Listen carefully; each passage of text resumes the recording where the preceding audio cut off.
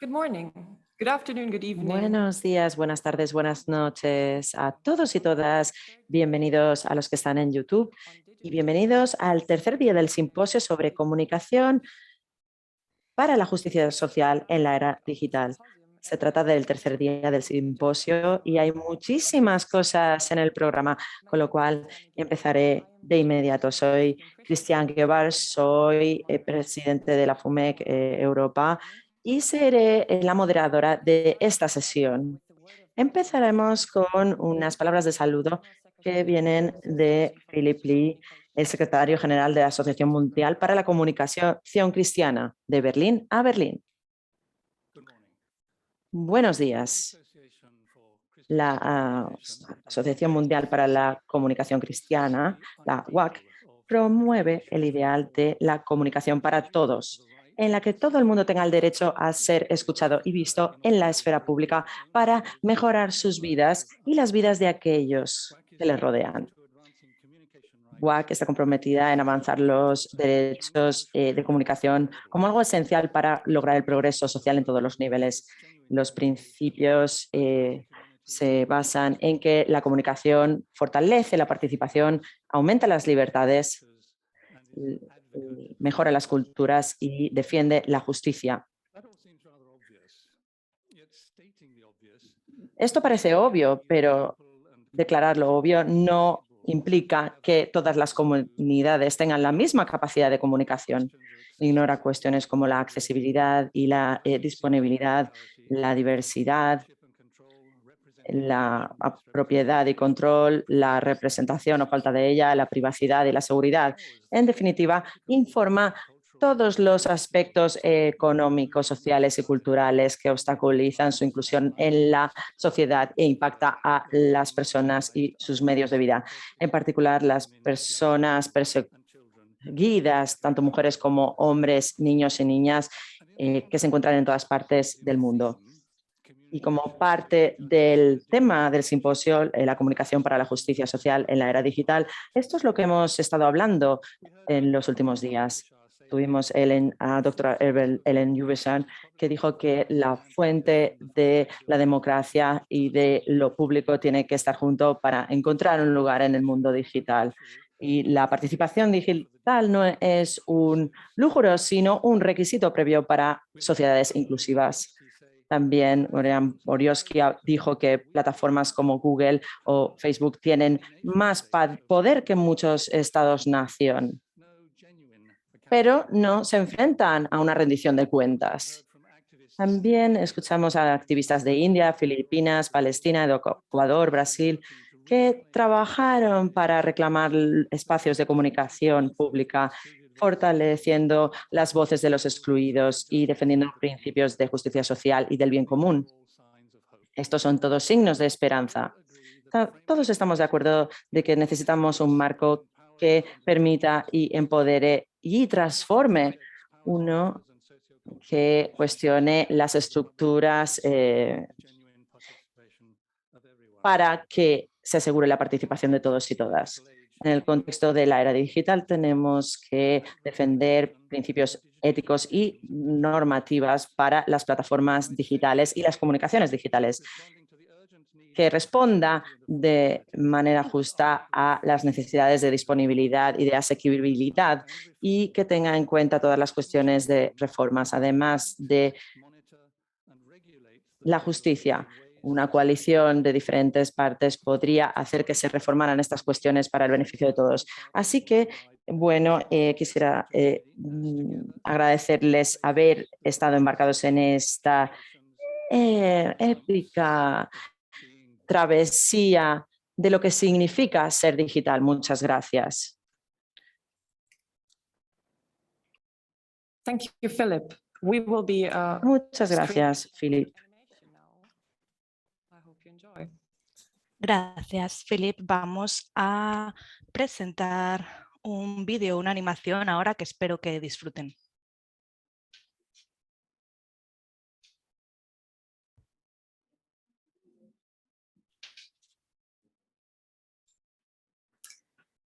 In case you would like to comment on something that is happening Si today, desean comentar en algunas de las cosas que están teniendo hoy lugar, por favor utilicen el Padlet del simposio.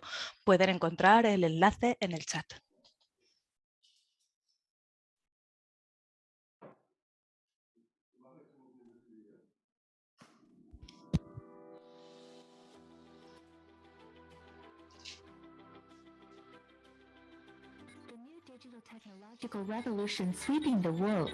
Con la revolución que está experimentando el mundo y sus consecuencias más radicales, podemos pensar también en las revoluciones pasadas y vemos cómo esta revolución ha cambiado la manera en la que trabajamos, vivimos y nos comunicamos.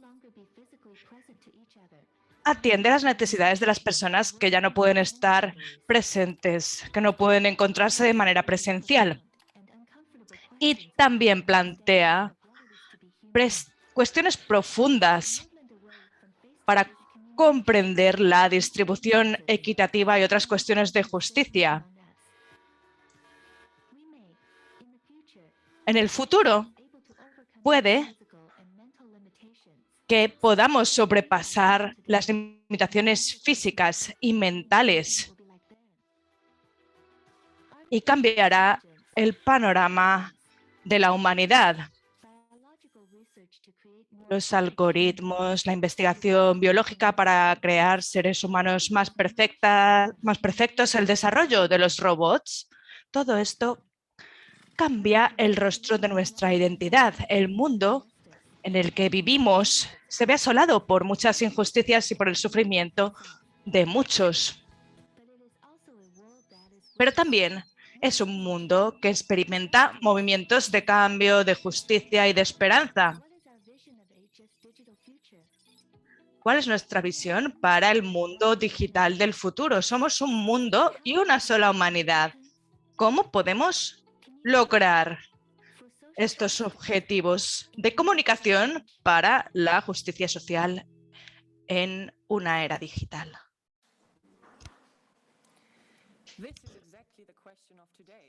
Esta es la cuestión que nos plantearemos justamente hoy. ¿Cómo podemos reclamar nuestros valores éticos y humanos? ¿Cómo podemos traer justicia y esperanza cuando los seres humanos y su dignidad se ven amenazados, cuando los seres humanos se mercantilizan y se tratan igual que se tratan algunos de sus datos personales? Este es un momento para la promoción y defensa de derechos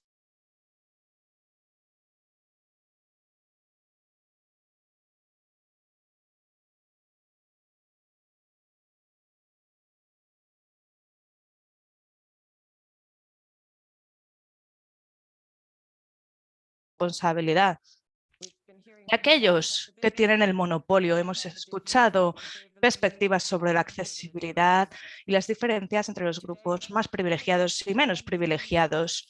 Hoy vamos a retomar todas estas cuestiones para ver cómo podrían conformar nuestro futuro y cómo nosotros como cristianos y cristianas, como activistas, podemos influir en este futuro. Vamos a compartir las mejores prácticas, discusiones de panelistas y vamos a analizar también el texto del manifiesto.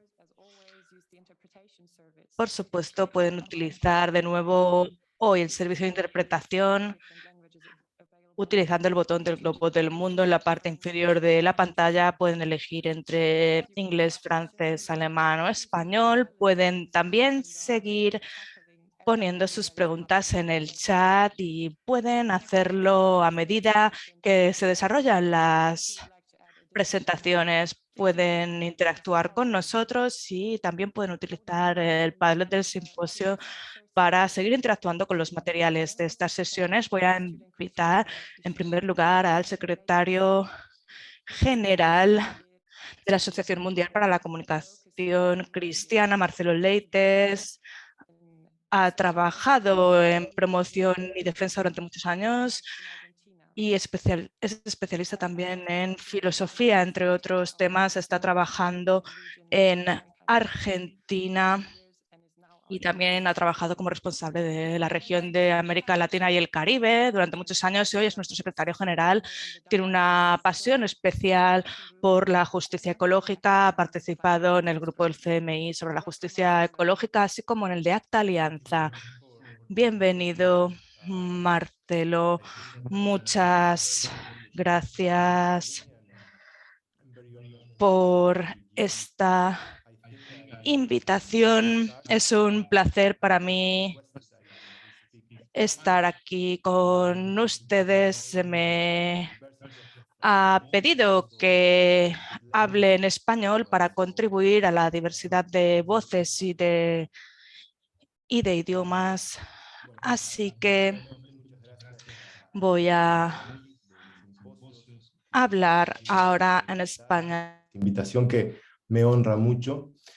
Este proceso que se viene trabajando y que tiene lugar en estos 3 días, pero que sin duda tiene mucho trabajo detrás, es, creo, un compromiso, una apuesta de los movimientos ecuménicos, de las iglesias, hacia la creación de acciones y estrategias, hacia un futuro en un momento en que nuestra humanidad atraviesa cambios abruptos, dinámicos, de difícil comprensión en el mediano plazo.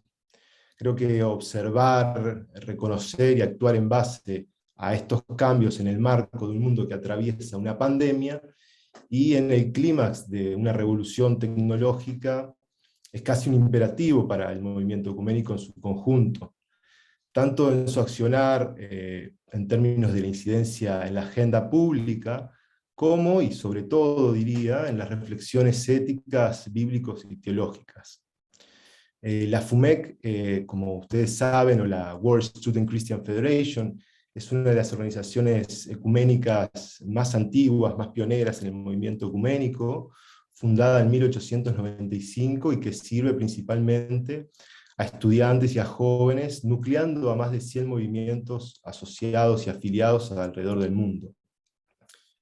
Lo que nos convoca esta mañana, o como se mencionaba al principio, tarde o noche para algunos, es hablar acerca de algunas visiones hacia el futuro en términos de la justicia social en esta era digital, en cuanto miembros de una coalición, de una familia internacional, y hemos visto y escuchado fascinantes discusiones, aprendizajes durante estos 3 días o 2 días y algo que llevamos. Me atrevo a pensar que muchos de nosotros hemos descubierto todo un mundo complejo de relaciones entre tecnologías, economía digital de plataformas, medios de comunicación, algoritmos, big data, y también, por supuesto, las implicancias que este desarrollo ha tenido sobre nuestras relaciones sociales, económicas y políticas, tanto en su forma de progreso como en aquellas formas que no son positivas para la mayoría de las personas en cuanto a los derechos.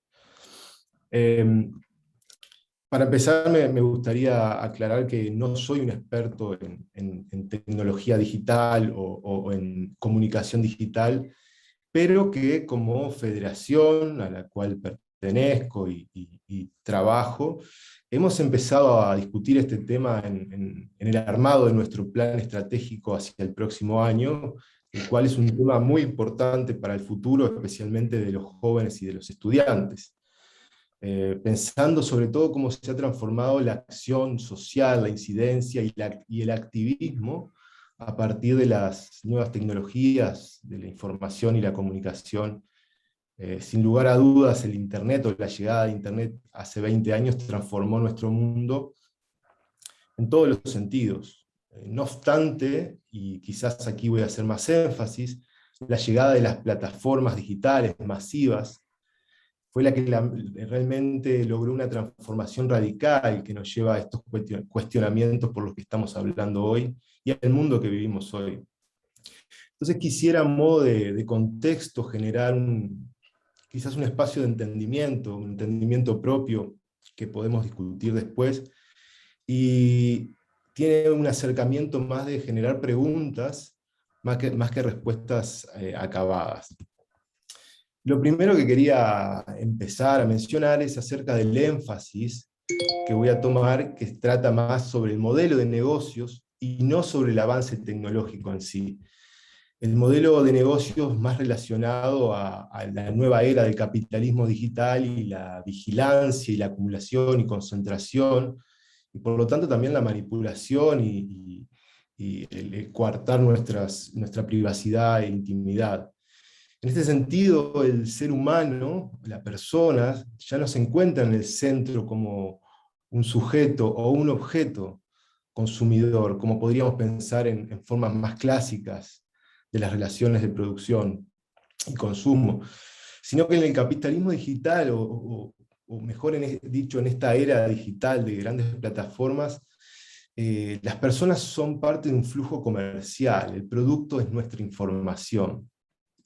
El producto de la era digital, entonces, de la era de la información y en las plataformas digitales somos nosotros. El perfeccionamiento, actualizaciones o mejoras de las plataformas o servicios digitales en el que somos usuarios, que consumimos, quizás no tenga otra intención que la de perfeccionar el producto, el terreno donde el producto crece, ¿no?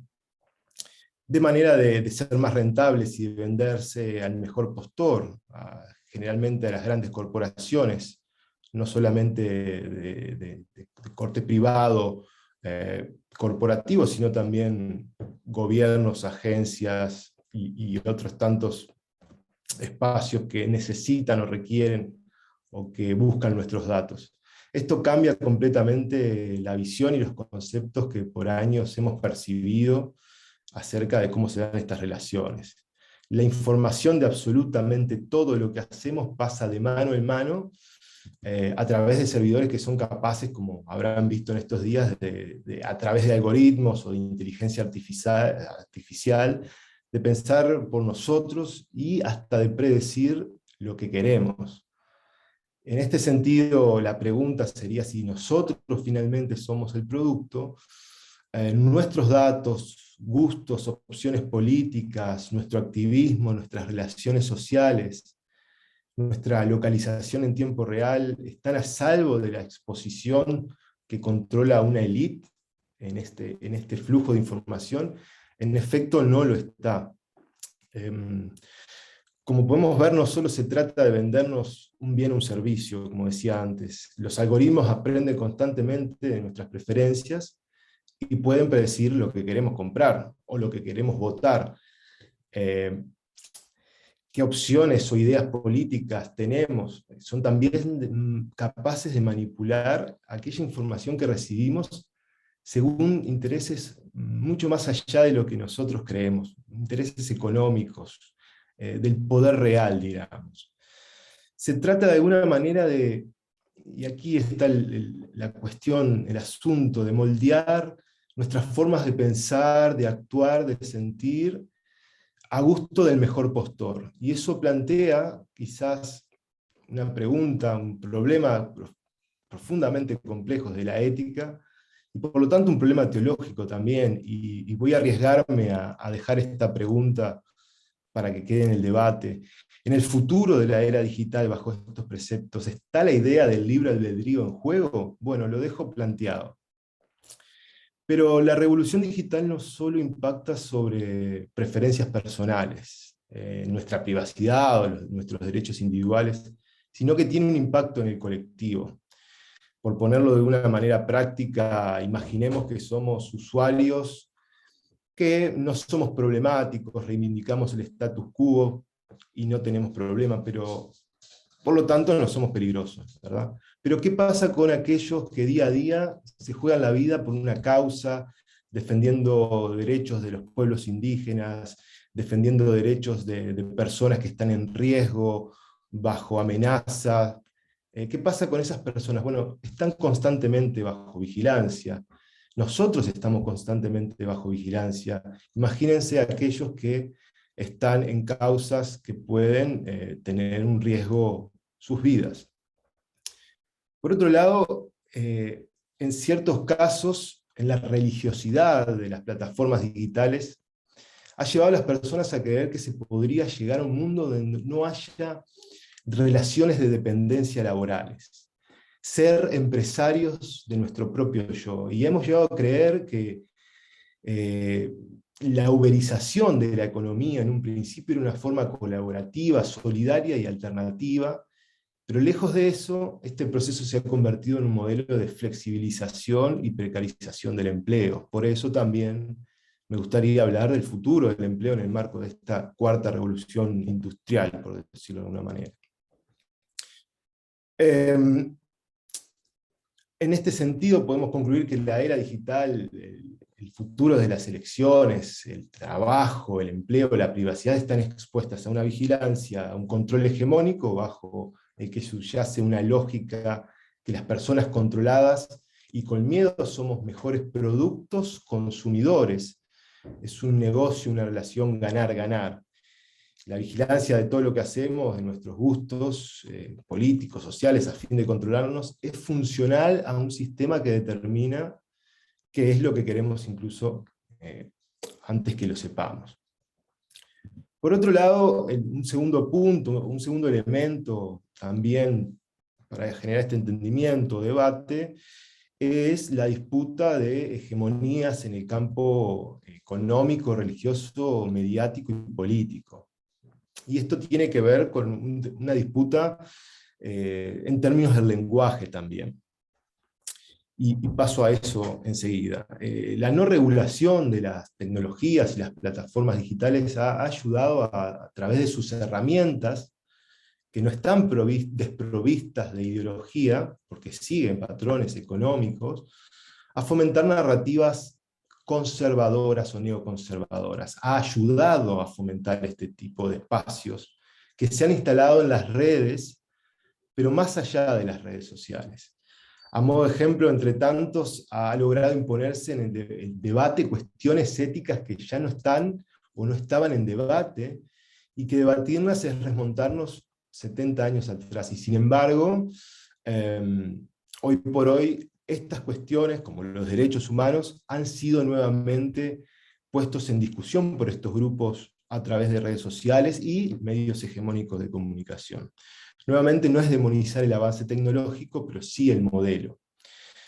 Y no se trata solo de manipulación, sino que también es un entramado complejo que, como decía, incluye a los medios tradicionales de comunicación, que intentan además posicionarse en el mercado digital, a los grupos conservadores y extremistas y al lobby económico internacional, lo que podríamos llamar el poder real.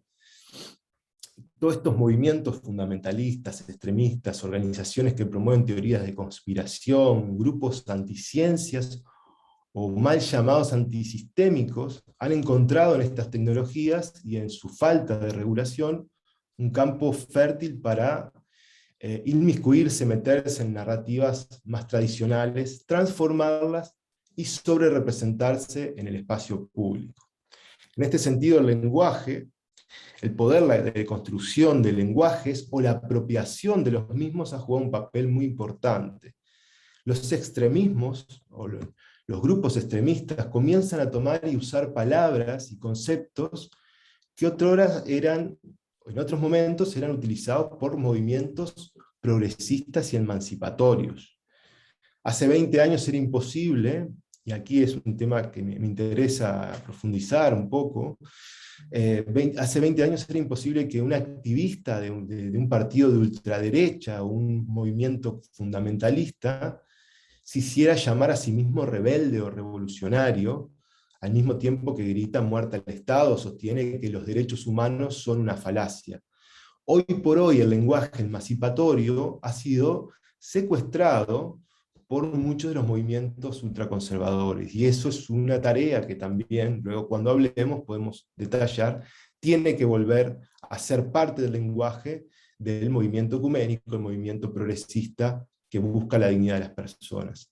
La sobrerepresentación de estas narrativas en las plataformas y en los medios tradicionales, y la indulgencia de ellas lleva a pensar o acuñar la idea de una propagación de una suerte de fascismo digital totalmente libre de culpas. Cuando estas nuevas ideas que aparecen en redes sociales toman la calle, toma el terreno, el espacio público, territorial, a través de llamadas marchas autoconvocadas que tienen como fin la misoginia, ir en contra de los migrantes, de los refugiados, pedir la muerte al Estado, ese fascismo de Twitter se vuelve un peligro real para todo aquel que es diferente. Hoy la rebeldía se impone ante los jóvenes, o algunos de estos jóvenes, como ser antivacunación, por ejemplo, o teorías de conspiración. Eso parece ser lo rebelde en estos espacios digitales que luego toman el espacio público. O incluso todo aquello que tenga un rol por el bien común y que el Estado sea un Estado presente es llamado de comunismo. Todo aquello que no tenga estas ideas ultraliberales en muchos casos, o ultranacionalistas, es llamado de comunismo, y esto se puede ver muchas veces en las calles de mi país y de América Latina o del sur global también, cuando se habla de Naciones Unidas o más recientemente sobre la Organización Mundial de la Salud. Y cuando uno empieza a catalogar al que piensa distinto de manera radicalizada, esto va creciendo y todo aquel que piense distinto se vuelve un enemigo en común. En este sentido, las herramientas digitales no son neutrales porque de alguna manera están sustentadas por aquel que pague por los clics. Tanto sea una empresa, un partido político, un movimiento, una fundación que quiera promover estos valores. Lo hemos visto en muchos países, especialmente en la región, en Colombia, en Brasil, en Estados Unidos. Y no me imagino, por ejemplo, a una iglesia del sur global o a una organización del movimiento ecuménico teniendo la misma representación en los medios digitales, ya que no puede pagar la misma cantidad de clics. No puede pagar por la propaganda para difundir valores o ideas que tienen que ver con el bien común. Como así lo hacen, por ejemplo, las fundaciones que tienen ese objetivo, estas fundaciones libertarias, o mal llamadas libertarias, con sus grupos satélites en el sur global, para difundir y sostener y posicionar un discurso económico, político y religioso que es fundamentalista.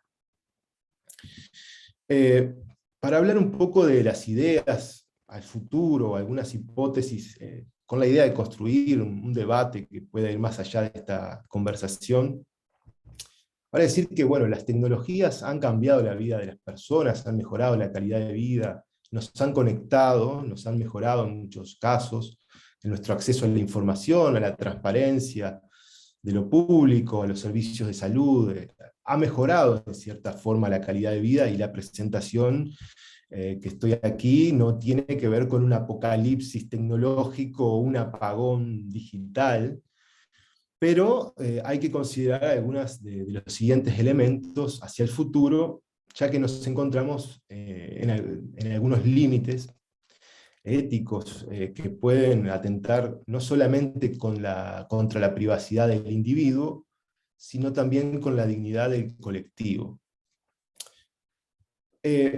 Construir un primer punto de debate o de pensar hacia el futuro, yo creo que debemos construir contranarrativas, que tienen que ser superadoras y transformadoras. Los discursos antisistemas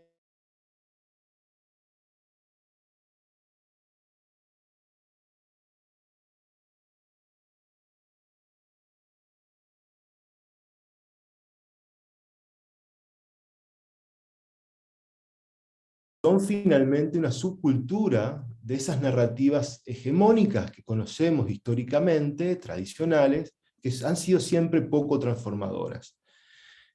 Combatir estas narrativas hegemónicas, que también son usadas a través de los lenguajes tecnológicos, por las nuevas formas de extremismo y fundamentalismos, que ponen en jaque a todo el sistema de principios, de derechos, del avance de la ciencia, es un imperativo para el movimiento ecuménico.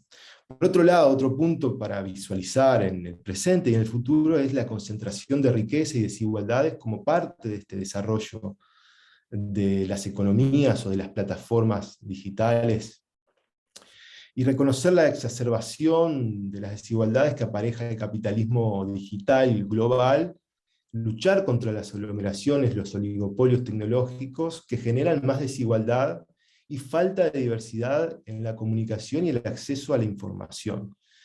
Los 5 CEOs de las empresas de tecnologías, de plataformas sociales, económicas, de comercio electrónico, de transporte, concentraban incluso antes de la pandemia más dinero que 3.500 millones de personas a nivel mundial.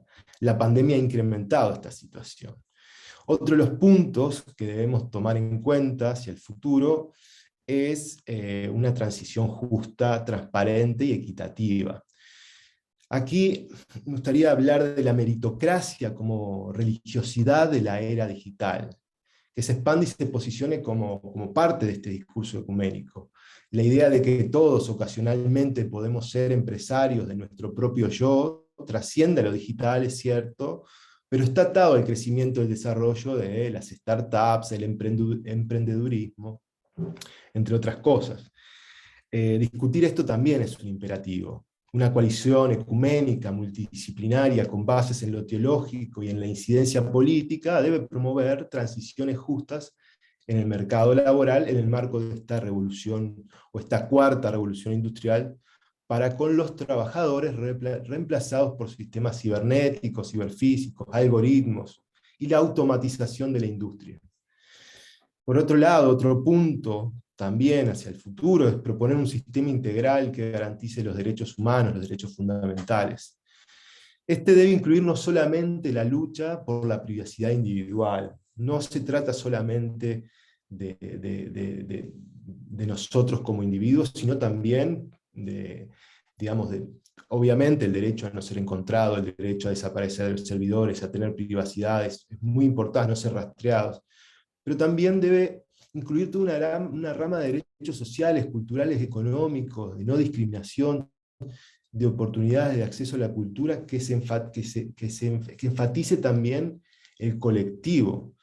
Rechazar también la idea de que el que primero llega, que es el primero que regula, el prior tempore, prior iure, del Imperio Romano, de esa idea de los pioneros de las plataformas digitales o de la creación de estos espacios de tecnologías digitales que han regulado, se regulan a sí mismos. Hay que generar una legislación, hay que promover una regulación digital que sea inclusiva, solidaria, equitativa, y que promueve la paz desechando todo discurso de odio. Una coalición ecuménica. Basically, a form of legislation that allows access to culture, communication, and the interaction with information, and that respects the most fundamental human rights. This action is not only urgent, it is prophetic. Faced with a world that changes at the speed of millions of clicks and shares information through more than 50 billion of digital devices connected to the internet, it is urgent that we reflect on an ethical, theological, and biblical way. Finally, another of the concerns for all of us here in this space is avoiding the problem of the digital capsule and promoting the role of the ecumenical movement to get out of this digital capsule. Las organizaciones ecuménicas y las organizaciones basadas en la fe tienen una gran tarea en un mundo post-pandemia, en el fomento de la comunidad en persona, con el hermano. Es necesario volverse a abrazar, volver a compartir ideas, reinaugurar una época donde no sea la normalidad o la nueva normalidad la esperanza del futuro de todas las personas, con la fe depositada en los avances de la tecnología, sino refundar una idea de que otro mundo es posible y que lo normal que teníamos antes de la pandemia no era ni tan normal ni tan bueno. Ni los medios de comunicación, ni las plataformas digitales, tanto sean plataformas de la economía, sociales, de producción, tienen o deben que ocupar el rol que tenemos las personas entre sí en cuanto a las relaciones. Además, tenemos la preocupación de que está todo a nuestro alcance, desde el e-commerce hasta los medios de alimentación, de pedidos. Hemos aprendido a trabajar desde nuestras casas. Pero ¿cuáles son los costos para el futuro de los jóvenes, por ejemplo, o los así llamados pandemias, o incluso para la vida comunitaria de las iglesias y de nuestras organizaciones? Tenemos que evitar la encapsulación digital, la cual nos lleva a aislarnos y a ser un poco más individualistas. Pero además, y este creo que es el punto más importante, nos desmoviliza en nuestro activismo ecuménico, social y político. Yo creo que, para terminar, ahora sí, la esperanza que queremos promover no puede ser parecida a la de un mundo que falló, utilizando las mismas herramientas, y que fallaron en dignificar la vida de la mayoría de las personas.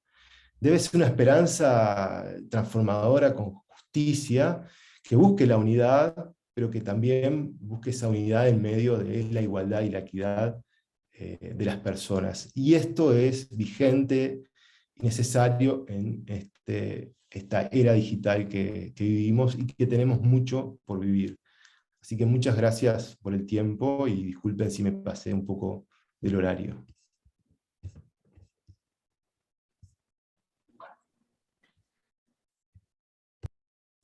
Thank you so much, Marcelo. I'm very optimistic that we can do something all Muchas gracias, together. Marcelo. Espero que podamos hacer esto juntos con equidad e igualdad. Y sí que tengo también esperanza en el papel de la Iglesia para reclamar nuestros valores. Quisiera darle la palabra a Tiana Petković para una respuesta. Es una teóloga ortodoxa de Serbia que ha trabajado en el Bosch Ecumenical Institute, y entre su trabajo se encuentra la labor en la Universidad de Ginebra y la Universidad de Allen-Nuremberg. Es un placer tenerte aquí. Muchas gracias. Es muy difícil decir algo nuevo después de tantas ponencias tan interesantes y relevantes, pero quisiera resumir ciertos puntos. En el mundo de hoy es casi imposible imaginárnoslo sin Internet, las redes sociales, la comunicación electrónica y los móviles, los teléfonos móviles. Vivimos en un mundo en el que tenemos los medios en todas partes y colonizados por ella, casi tanto que es imposible escapar de estas redes si lo intentamos.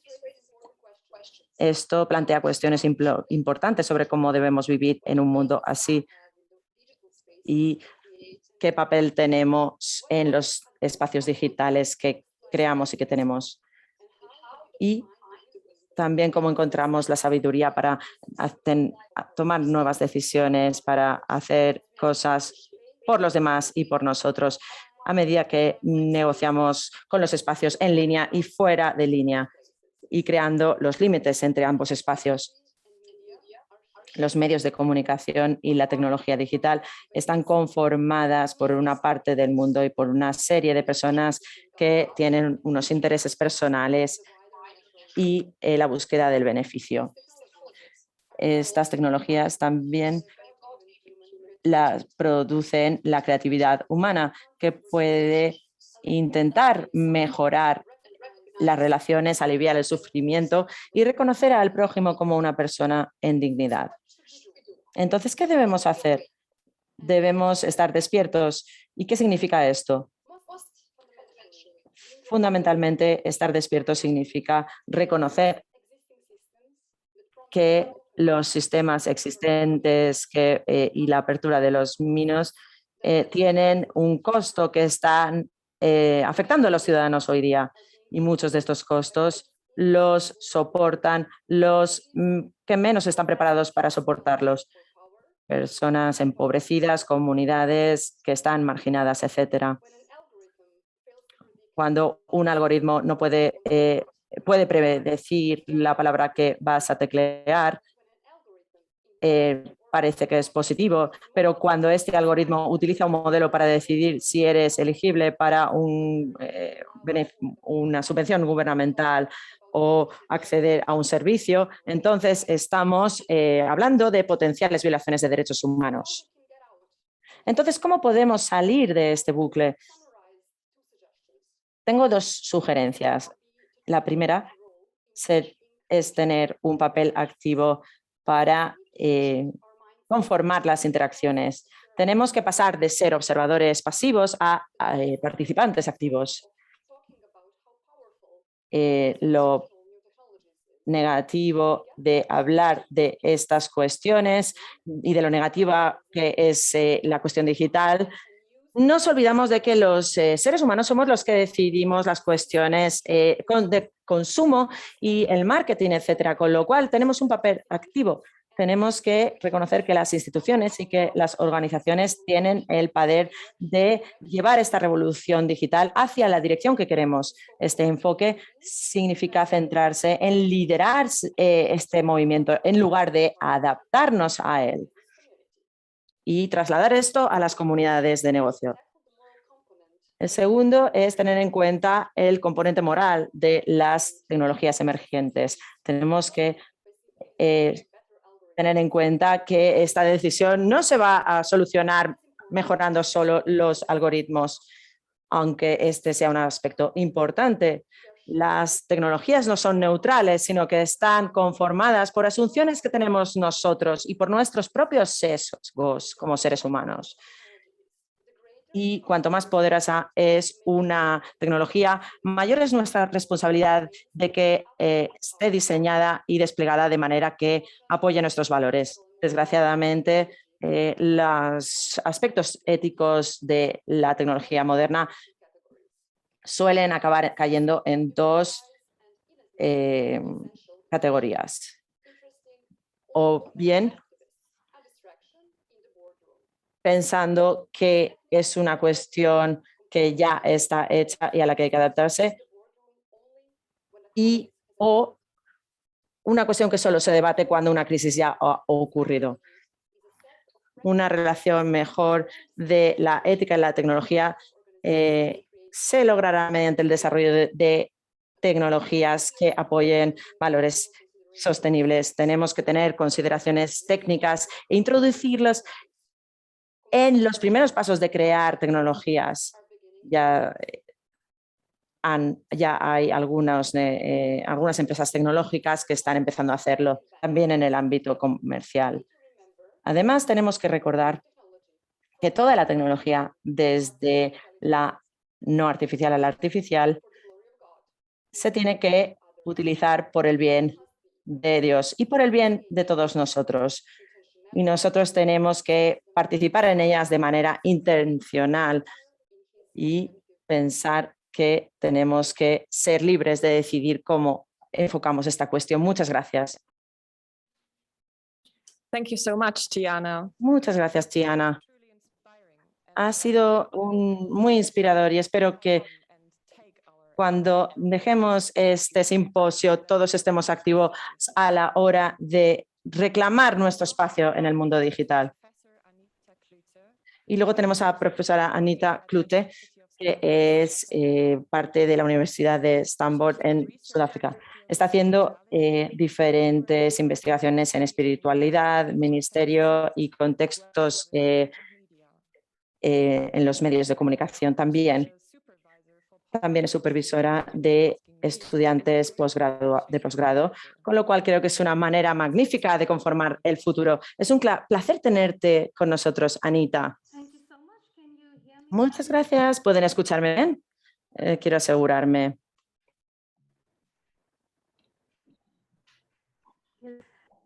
Okay, I'm sure you can hear me well. It's definitely a pleasure for me to participate in this online webinar. And just imagine if you didn't have Es un placer para mí participar en este webinario y sin esta tecnología, imagínense, esto no sería posible. Así que esto es lo que nos ayuda a conseguir la tecnología. Voy a responder al discurso con algunos puntos que quiero abordar. Hoy estamos reflexionando sobre la naturaleza de la tecnología, no solo los productos y cómo los utilizamos, sino lo que conlleva.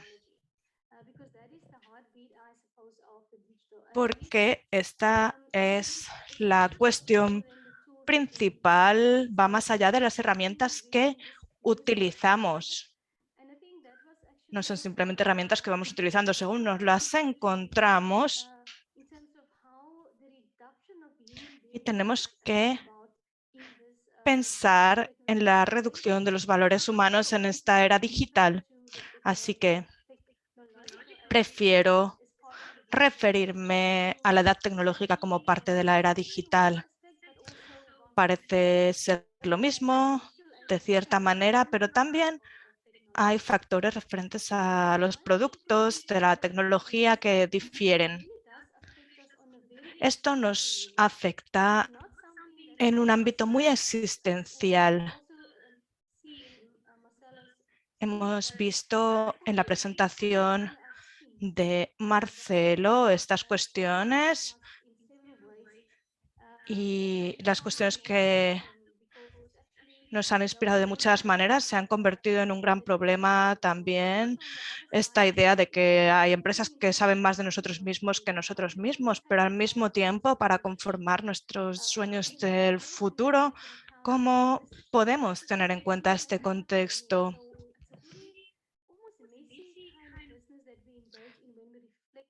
No sé cómo podríamos hacerlo, pero la importancia reside aquí. Podríamos decir que las tecnologías son malas, pero muchas personas en mi iglesia experimentan este uso de las tecnologías desigual o en otros casos las ven como salvadoras, pero tenemos que pensar en nuestras vidas espirituales y cómo se enmarcan en esta era digital. Puede construir las comunidades, pero también pueden destruirlas. Así que podemos pensar en muchos términos sobre este tema. Y lo que hemos hecho con la plataforma que se nos ha proporcionado ha sido mucho más, así que no hemos podido hacer el seguimiento de lo que está sucediendo y hemos seguido reflexionando de forma científica y empírica para abrir nuevas avenidas, porque proporcionan oportunidades a algunos, pero a otros los margina todavía más. Y reflexionamos sobre esto porque se convierte en un significado tan normalizado que asumimos que las cosas son así, forman parte de nuestras vidas cotidianas.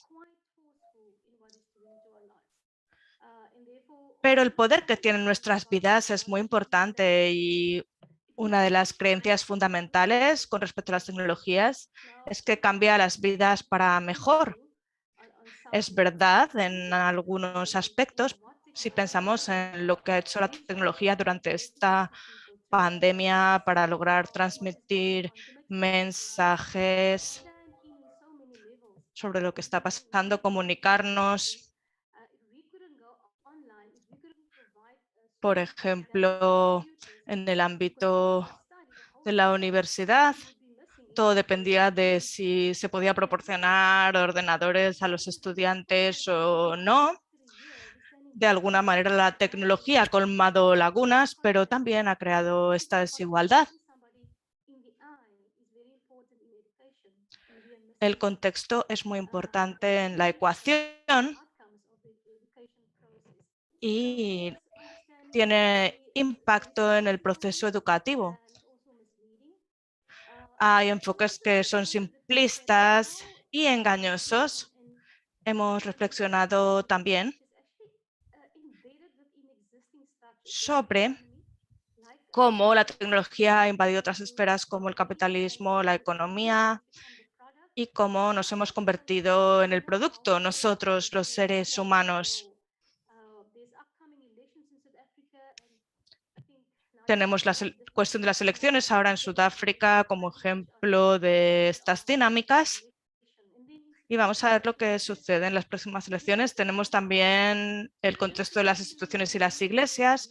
Es interesante que las iglesias han cambiado de punto de vista sobre la tecnología durante la pandemia y de repente se han subido al carro de estas tecnologías porque han pensado que era la única forma de salvar la comunicación con sus miembros. Así que hay una ambigüedad con respecto a todas estas cuestiones. Yo no soy teóloga sistemática para hablar de esto, pero vemos que estas cuestiones informan el comportamiento y las futuras orientaciones. Creo que es intrínseco a la tecnología.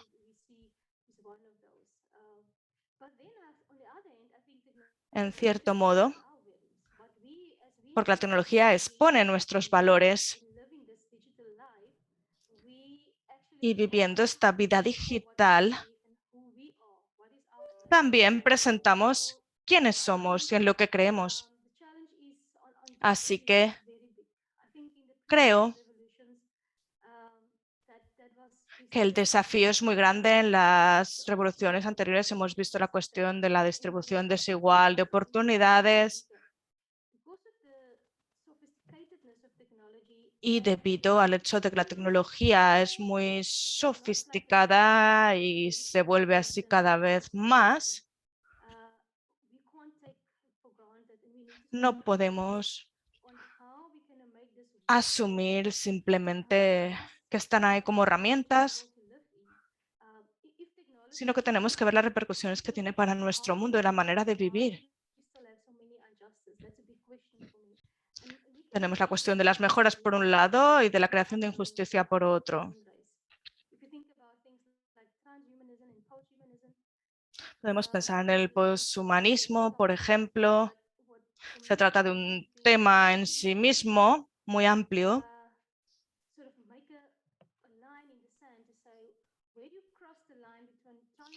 y donde ponemos el límite entre el transhumanismo y el poshumanismo. Por un lado, en el transhumanismo vemos que queremos mejorar las vidas, que por ejemplo, pues a través de este PowerPoint puedo hacer una presentación o puedo hacer una investigación. Y tenemos que ver esa transición como un gran momento de reflexión, porque algunas de las cosas que necesitamos están ahí, pero tenemos que ver dónde están los límites, dónde ponemos el límite con relación a la vida y a ser co-creadores de vida. Si pensamos en el contexto sudafricano, el del desempleo, por ejemplo, vemos impactos muy importantes y vemos la cuestión del desempleo en algunas zonas que ha sido un verdadero problema, por ejemplo, en el contexto de esta pandemia.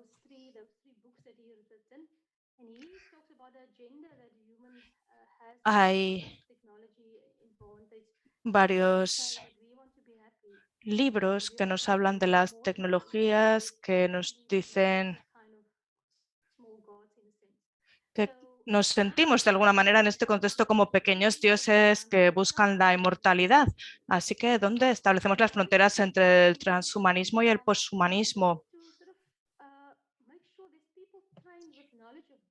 Para garantizar que la tecnología se combina con los aspectos éticos y en un contexto más amplio podríamos hablar de los valores básicos. Si estas dos dimensiones no van de la mano, creo que en el futuro tendremos problemas muy importantes, así que las formaciones y capacitaciones son importantes. y también asumir la responsabilidad de todo esto. No podemos quedarnos sentados y ver hacia dónde va el mundo, dejarlo pasar sin comprender lo que está sucediendo, porque siendo usuarios de la tecnología estamos contribuyendo a la creación de este mundo. No solo son las personas que lo usan, nosotros mismos estamos haciéndolo. Así que creo que necesitamos también una conversación intergeneracional. Si vemos cómo han evolucionado las cosas, hay personas que han nacido ya en esta revolución digital y sería interesante contar con su punto de vista y también con sus conocimientos. Bueno, creo que ya se me ha acabado el tiempo. No voy a pasar a la siguiente diapositiva que presentaba simplemente algunas preguntas que nos podemos hacer para seguir reflexionando sobre la cuestión de la tecnología. Esto va a ser todo por mi parte. Gracias por esta excelente oportunidad.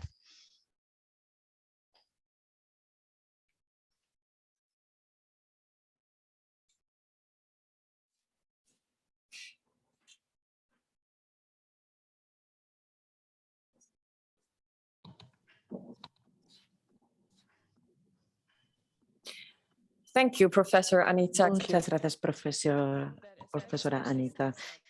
Especialmente en este diálogo entre tecnología y ética, creo que las organizaciones religiosas y las iglesias pueden construir puentes.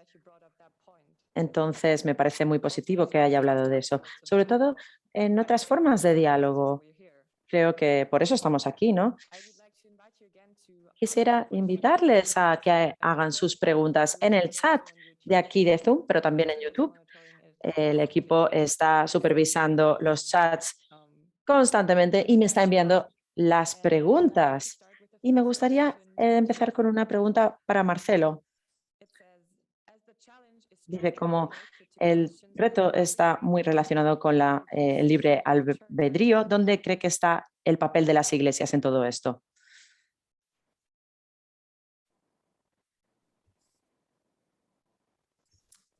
Perfecto, muchas gracias por la pregunta. Continúo hablando en español, ¿verdad?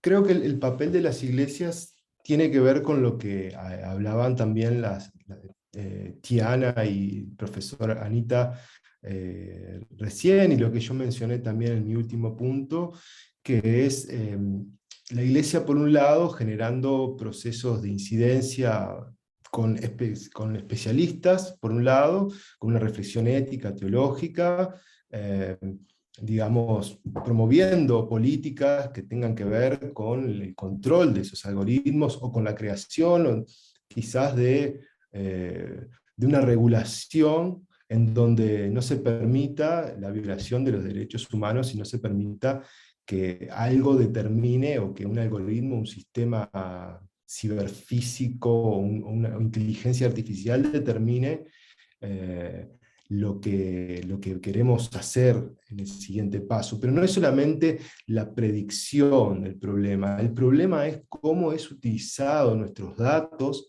para moldear nuestras formas de pensar y de sentir y de actuar. Y yo, como no soy un especialista en el tema tecnológico, pero me dedico más al análisis político internacional, o quizás también a nivel local, yo pienso cómo se ha manipulado a las personas en momentos donde las personas, sobre todo en la pandemia, donde las personas han tenido muchas dificultades a nivel económico, a nivel de salud, cómo se ha manipulado a través del uso de esas preferencias y de la manipulación de algunos datos, y tocando también ciertas cuestiones que son más emotivas, justamente a partir de la información que estos sistemas y que estas plataformas tienen de las personas, para cambiar sus opciones políticas. No estoy diciendo que es solo manipulación, pero está demostrado que realmente esa predicción de gustos hace que un tercero en cuestión, ya sea un partido político, a través de un centro de trolls, o ya sea un aparato ideológico, se entrometa a intentar cambiar ciertas posiciones. Entonces, lo del libre albedrío quizás es una posición un poco más radical, pero habría que pensarlo. Entonces las iglesias, para resumir y no irme por las ramas, creo que tienen un doble error, el de reflexionar ética y teológicamente, y el de hacer incidencia junto con profesionales que también estén en el camino de la emancipación digital y en el acceso para todas las personas con equidad. Creo que pasa por ahí, el generar políticas a través o atravesadas por una reflexión ético-teológica.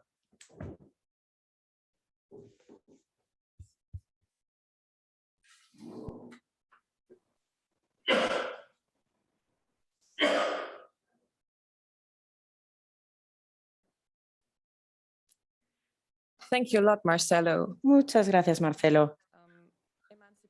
Creo que la emancipación es un aspecto importante sobre el que reflexionar, y si le entendí bien, la Iglesia y las organizaciones religiosas pueden ser ese punto de reunión donde haya ese debate.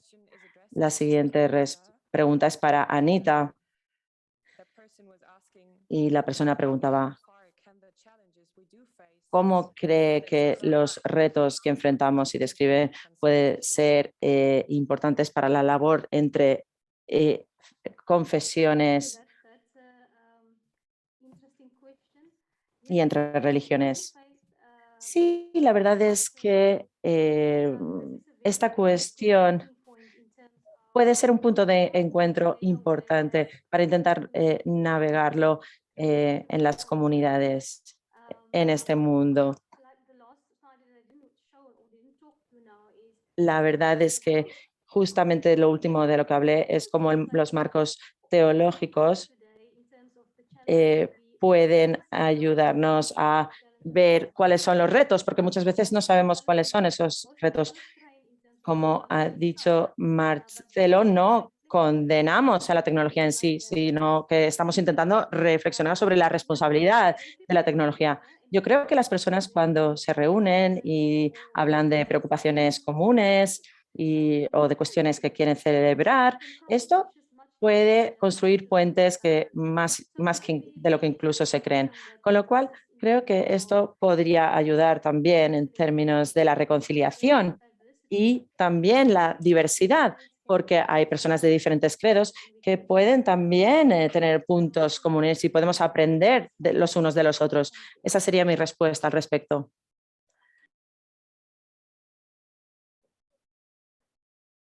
Thank you so much. So again, we have Gracias. interfaith work as a Parece pues que el trabajo entre las diferentes confesiones también puede ser un puente, y creo que puede ayudarnos en el futuro. Puedo plantear esa pregunta también a ti, Ana, porque también lo mencionaste en la presentación, que las iglesias tienen que tener un papel crucial. ¿Cree que tenemos ese papel de encuentro? Muchas gracias. Yo creo que como organizaciones e iglesias, mucha gente se olvida que las iglesias están conformadas por personas, con lo cual las personas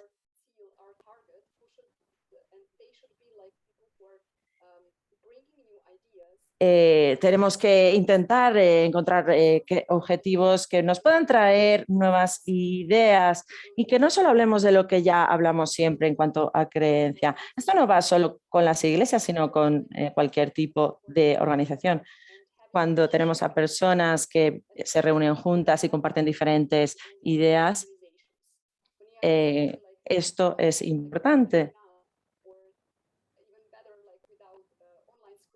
Y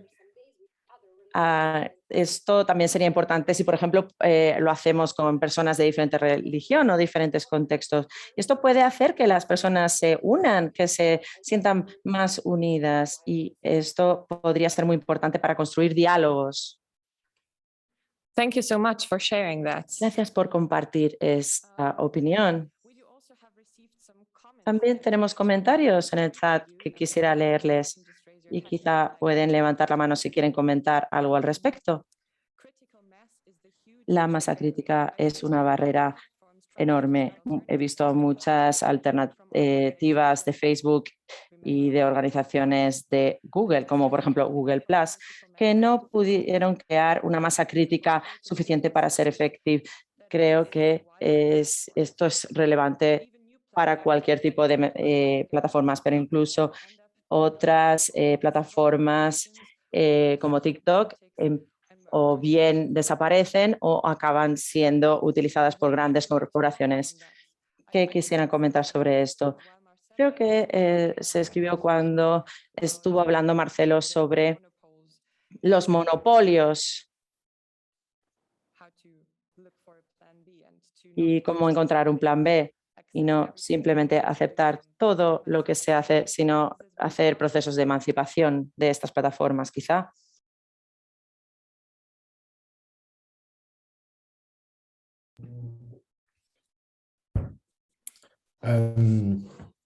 Estoy leyendo la pregunta nuevamente.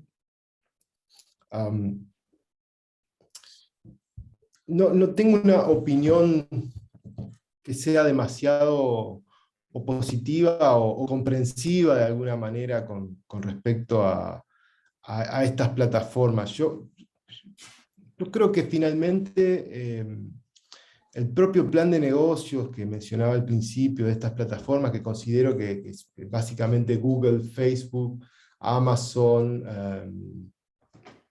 y alguna otra más, que son las, digamos, las más masivas, son las que van a terminar devorándose a toda la industria, y ese es el gran problema, porque como esto tiene una repercusión no solamente en lo que nosotros podemos pensar de que son mejores servicios, que a mi entender esos mejores servicios son el campo fértil para desarrollarnos como producto y que seamos más rentables. Para mí va por ahí un poco la cosa, pero finalmente lo que generan estas aglomeraciones, estos monopolios, es un control que va más allá, es la transnacionalización de las decisiones en el área, en el mundo digital. Y por eso estos pioneros digitales son los que ponen las regulaciones. Digamos, de cómo funcionan internamente en ese sentido, no tengo mucho para decir. Lo que sí tengo para decir que quizás una de las preocupaciones es que a los usuarios que pagan por la información que tienen estas plataformas, que son grandes corporaciones también, ya ni siquiera les interesa la democracia, en muchos casos como un medio para el desarrollo económico. Se han dado cuenta que incluso en procesos autoritarios o en regímenes autoritarios o en procesos de desestabilización, los productos que ofrecen o las acciones que tienen en diferentes empresas a nivel nacional pueden seguir creciendo incluso sin una democracia firme. Y para mí ese es el principal peligro, la acumulación de poder de estas grandes plataformas sin regulaciones transnacionalizadas, y por el otro lado los clientes, grandes corporaciones, que tampoco les interesa estar regulados o les interesa que en donde se desarrollan haya un proceso democrático. Yo me acuerdo cuando hubo un golpe de Estado en Bolivia, y muchas empresas, sobre todo las que utilizan litio, subieron sus acciones y sus CEO festejaron. Entonces, ni siquiera es la democracia una barrera, o ni siquiera la democracia es un terreno que ya sea una condición sine qua non para las grandes corporaciones, y mucho menos para las tecnologías digitales, que son intermediarios en este proceso. Quizás mi reflexión va más por ese lado, ¿no? Acumulación de poder, de información, monopólico, y por el otro lado, corporaciones que pueden desarrollarse y seguir creciendo sin necesidad de tener regulaciones o tener campos de desarrollo donde existe una democracia.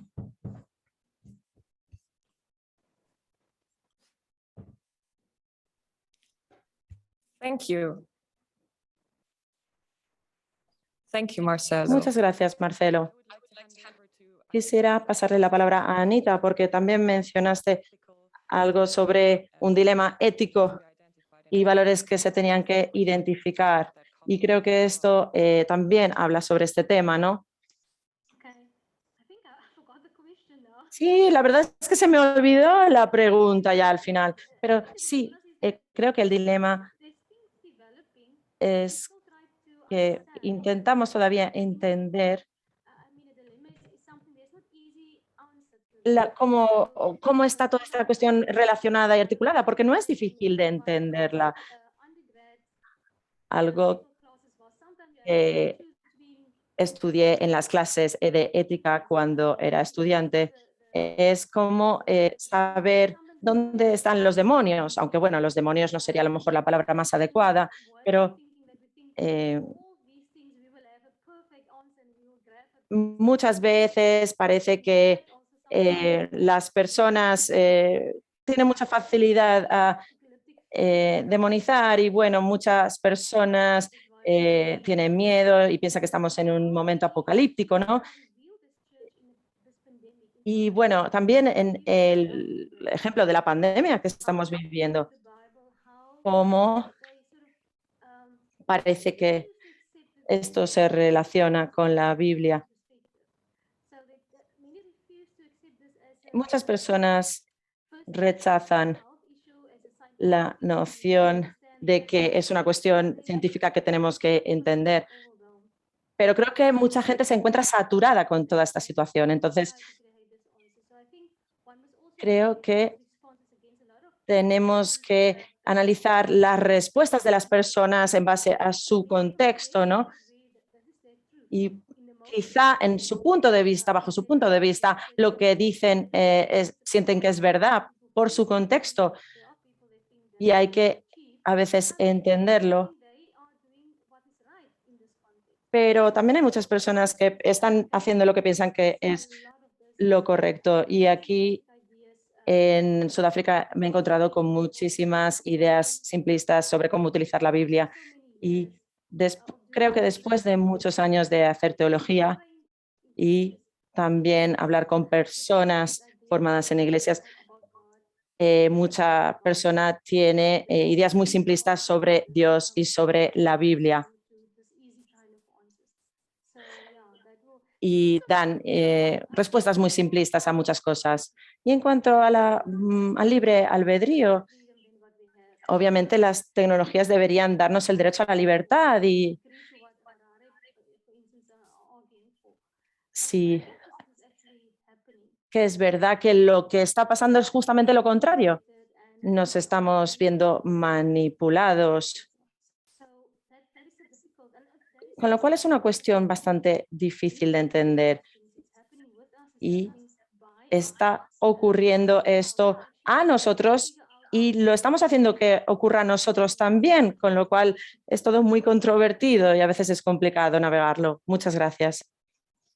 Thank you, Anita. That was really Muchas interesting. gracias, Anita. Muy interesante. Quisiera volver a una pregunta que hiciste en la presentación y quisiera saber tu opinión, pero antes voy a preguntarle a Tijana. ¿Cree que estamos abiertos a la crítica de los marcos tecnológicos por estos desarrollos tecnológicos?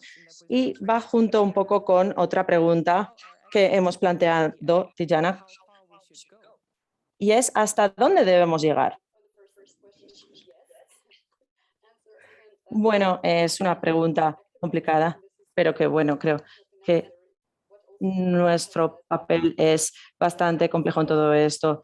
Y a veces pensamos que la tecnología es algo que no tiene ni maldad ni bondad, ¿no?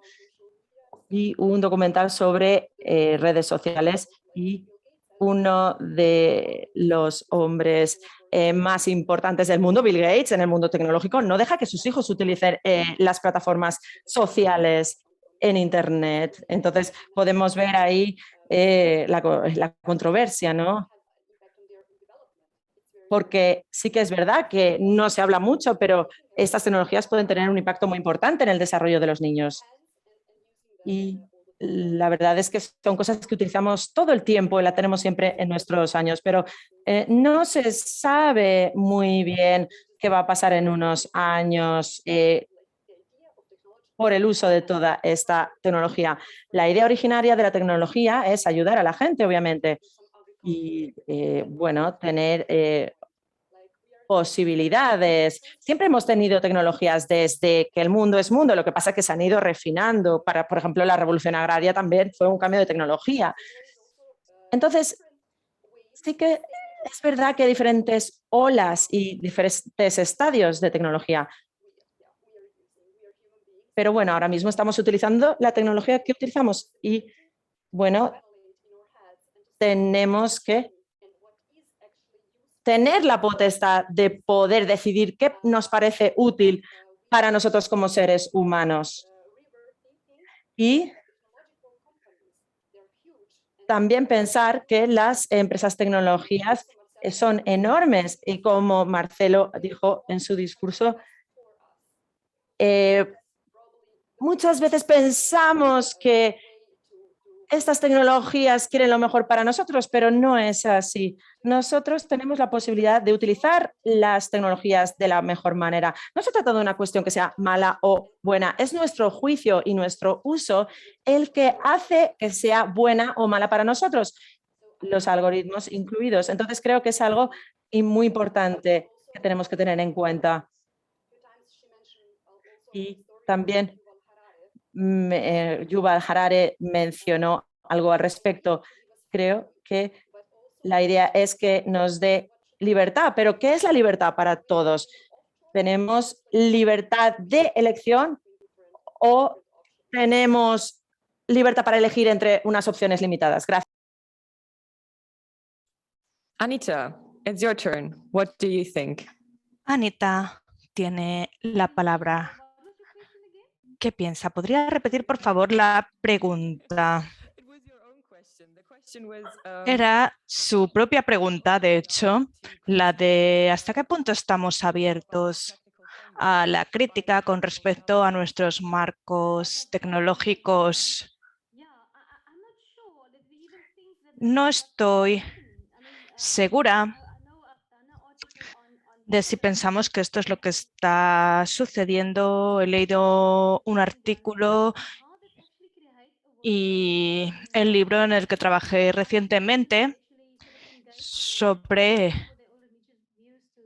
los puntos de vista religiosos y cómo interaccionan con esto.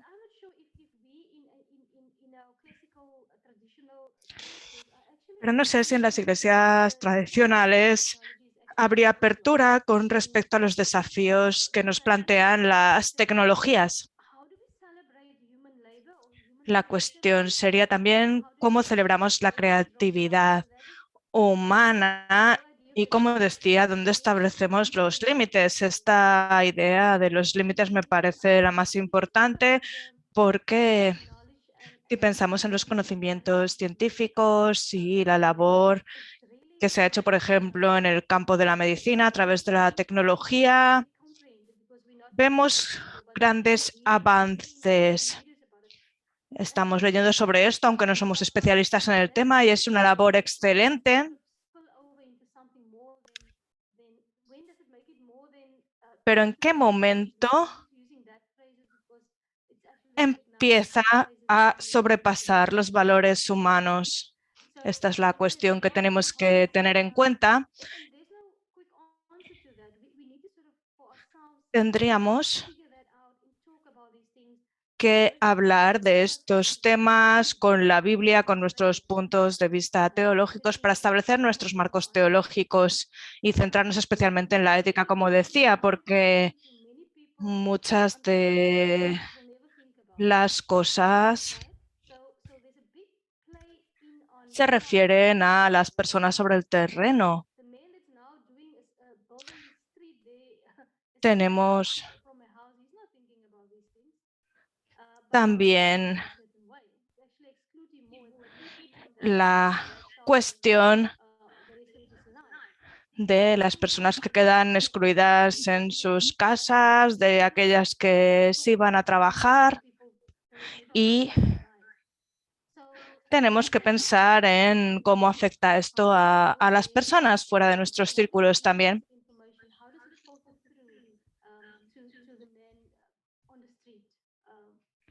¿Cómo se aplica esto al ciudadano de a pie? ¿Y cuál es el impacto, la influencia que tenemos con nuestras propias formas de vida también? Esta sería mi respuesta. Querría solo decir que me alegra y me admira mucho que el CMI haya retomado este tema y este trabajo en este momento. Quiero dar las gracias.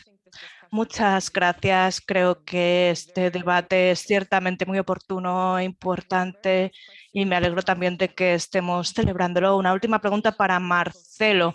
La transformación del espacio digital. No, perdón, no es esta pregunta. ¿Cómo podemos luchar contra la hegemonía de las plataformas globales cuando utilizamos estas herramientas para establecer nuestros contactos y trabajar en nuestras redes? Muchas veces nos abren muchas oportunidades, pero en otros casos no somos lo suficientemente críticos. Es una gran pregunta, muy buena. Bueno, de la misma manera, por decirlo de una forma fácil, de la misma manera que aunque seamos críticos de nuestro sistema económico, estamos forzados a vivir en él, porque si no, no podríamos sobrevivir. Esto es diferente, podríamos sobrevivir sin las redes sociales y todo, y la comunicación sí, podríamos, son herramientas buenas para el trabajo, son muy buenas. El punto no es que vayamos hacia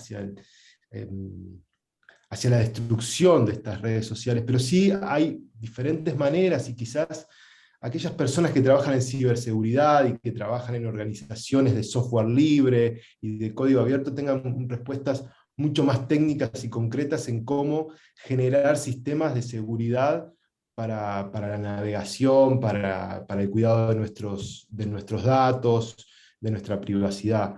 Entonces, por un lado, hay un elemento de cuidado que podemos aprender, porque es un lenguaje que se aprende también, a cómo cuidar nuestros datos, a cómo proteger nuestra información, si aceptamos cookies o no aceptamos las cookies o gestionamos. También estar alertas o entender o tener esa luz de que cada vez que bajamos una aplicación y no leemos los términos de referencia y aceptamos, estamos gratuitamente entregando un montón de información. Entonces yo creo que no se trata de alguna manera de ponerlo en participar o no participar, sino se trata en, por un lado, entender, esto es a nivel de individual, ¿no? Entender que hay maneras de reducción de daños en cuanto a nuestra participación en esas plataformas. Mucho más avanzado y mucho más interesante sería poder caminar hacia el software libre, hacia esos sistemas de código abierto que quizás algún ingeniero pueda explicarlo mucho mejor. Por ejemplo, y aquí ya paso desde lo individual que estaba mencionando hacia la lucha más corporativa, como organizaciones basadas en la fe y ecuménicas, contra las hegemonías.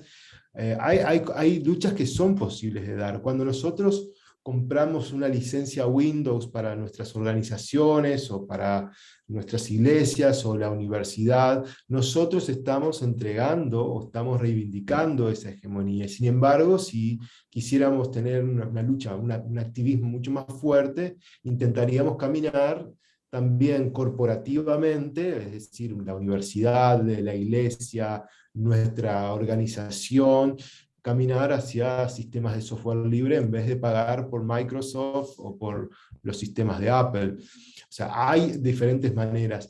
Igualmente me parece que la gran batalla aquí es la de las contranarrativas y de la regulación. Si no podemos escapar, y no necesariamente debemos escapar de usar estas tecnologías porque también traen cosas buenas, hay que regularlas y hay que generar legislación sobre monopolios. Me parece que va un poco por ahí. Y para eso tenemos que generar grandes alianzas con la sociedad civil, que hace mucho está trabajando en estos temas, hacer incidencia en la Organización Mundial de Comercio, por ejemplo, con muchas organizaciones de la sociedad civil que tienen un largo camino en este tema. Gracias.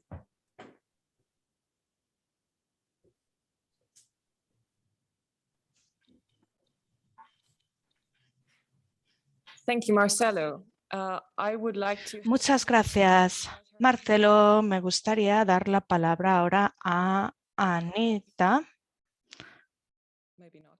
que tiene los puntos sobre el propósito, pero tal vez no los tenga. No, I don't have mine. Lo siento, no tengo estos puntos. That's perfect, 'cause then we are perfectly in time to Bien, finish this no session. hay problema porque así tenemos tiempo de cerrar esta conversación. Me gustaría dar las gracias a Tiana, a Anita y a Marcelo por traer estas perspectivas.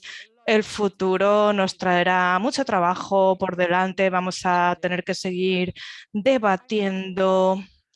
Los desafíos están ahí, pero tenemos esperanza. Así que gracias por estar con nosotros aquí. Y ahora me gustaría dar paso desde aquí, desde Berlín, a otro lugar de Berlín. Tenemos un saludo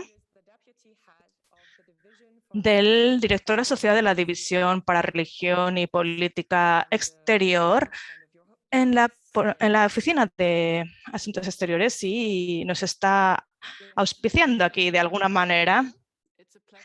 Gracias por darme la bienvenida. Es un placer estar aquí con ustedes y poder participar en esta conversación. Estoy trabajando para el Departamento de Religión y Políticas Extranjeras, pero ya he trabajado en el movimiento ecuménico, trabajaba para la Iglesia Protestante Kirchentag y he tenido muchos puntos de enlace con el mundo ecuménico, por eso me alegra aún más estar aquí. En esta sesión, hace años, un colega de EMW, de la Federación de Iglesias y Misiones Protestantes, nos habló de la cuestión de la cercanía con nuestros asociados, porque no tenemos que esperar a la siguiente reunión presencial, podíamos comunicarnos mediante otros medios. Y es algo maravilloso poder compartir y vemos el potencial para el Consejo Mundial de Iglesias y sus redes, a pesar de que este tipo de comunicación nunca reemplaza una reunión presencial. Es una forma de comunicación adicional que tenemos y que podemos seguir utilizando cada vez más en el futuro. Algo de lo que discutieron esta mañana ha sido sobre la cuestión de la masa crítica y qué se puede hacer. Y querría decir que no deberíamos subestimar el potencial que tenemos, el potencial que tienen ustedes. El CMI tiene 350 iglesias en más de 100 países con todos sus miembros individuales. Así que tenemos el potencial de poner sobre la mesa nuestros valores éticos para conformar el futuro. En este sentido, como oficina federal alemana, creemos en el poder de los actores de la sociedad civil y dentro de este grupo, las organizaciones religiosas desempeñan un papel importante en muchos países de todo el mundo. Tienen la confianza de sus sociedades, trabajan por la justicia social y son asociados excelentes y actores en materia de políticas, así que nos alegra trabajar con el Consejo Mundial de Iglesias y poder apoyar la realización de esta conferencia, así como otras actividades que tendrán lugar este año en el camino hacia la asamblea, que será un evento muy importante que tendrá lugar en Karlsruhe el año que viene. Y también nos alegra que por primera vez la asamblea va a tener lugar en Alemania. Nos alegra poder formar parte de estas discusiones, apoyarles y que nos apoyen también a través de estos eventos. Gracias y les deseo conversaciones fructíferas en el resto del evento. Muchas gracias. No sé si han escuchado los aplausos.